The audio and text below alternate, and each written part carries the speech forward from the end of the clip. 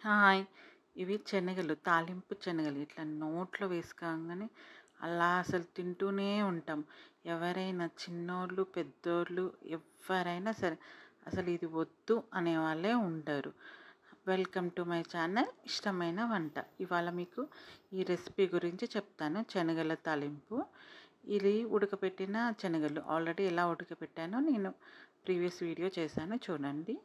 ఇవి వచ్చేసి మనకి కావాల్సినవి ఉడకబెట్టిన శనగలు, కరివేపాకు, ఆనియన్స్ అండ్ పచ్చిమిర్చి. ఒక బాణీ తీసుకొని అది నూనె వేసుకొని కొంచెం వేడయ్యాక తాలింపు గింజలు వేసుకోండి.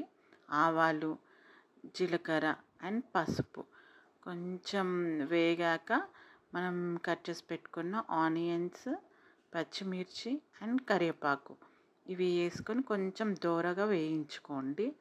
నేను చెప్తున్నాను, ఈ స్నాక్స్ మాత్రం మీరు ఎవ్వరికి పెట్టినా, ఇంటికి బంధువులు వచ్చిన, నెక్స్ట్ పిల్లలకి పెట్టిన, హస్బెండ్స్కి కానీ ఎవరైనా సరే చాలా ఇష్టపడి తింటారు. ఇంకా పెద్దవాళ్ళ మాట అయితే చెప్పనే అవసరం లేదు. వాళ్ళకి చాలా ఇంట్రెస్ట్ ఉంటుంది ఇలాంటివి తినాలంటే కూడా. సో ఇలాంటివి చేసి పెడితే వాళ్ళకి టైంపాస్గా తిన్నట్టు ఉంటుంది. చాలా హెల్త్ బెనిఫిట్స్ కూడా చాలా ఉన్నాయి ఈ శనగలలో. వెయిట్ లాస్కి యూజ్ అవుతుంది. ఇలా మనము ఉడకబెట్టిన శనగల్ని ఆ తాలింపులో వేసేసుకోవాలి. ప్రోటీన్ రిచ్ ఫుడ్ అండి ఇది.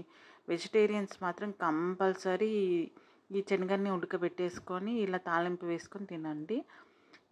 మామూలుగా రాగా తినేవాళ్ళు, ఉడకబెట్టి రాగా తినేవాళ్ళు, ఇష్టం లేని వాళ్ళు ఇలా తాలింపు వేసుకొని తినచ్చు. టేస్ట్ మాత్రం అదురుతుందండి, అసలు చెప్పలేనంత బాగుంటుంది. మీరు ఒకసారి ట్రై చేసి చూడండి అండ్ నాకు మీరే చెప్తారు చాలా బాగుంది అని చెప్పేసి. వీడియో మాత్రం లాస్ట్ వరకు చూసి ఎలా చేయాలో చూడండి. కొంచెం స్పైసీనెస్ కోసం మనము కారం వేసాము. సాల్ట్ మాత్రం మీరు చూసి వేసుకోండి, మీకు ఎంత కావాలంటే అంత సాల్ట్. వచ్చిన బంధువులకి పెట్టినా కూడా వాళ్ళు కూడా చాలా ఇష్టపడి తింటారండి. ఇంకా అసలు ఈ దానికి టేస్ట్ గురించి అయితే చెప్పనే అవసరం లేదు. సూపర్ టేస్ట్ అంటే సూపర్ టేస్ట్ ఉంటుంది.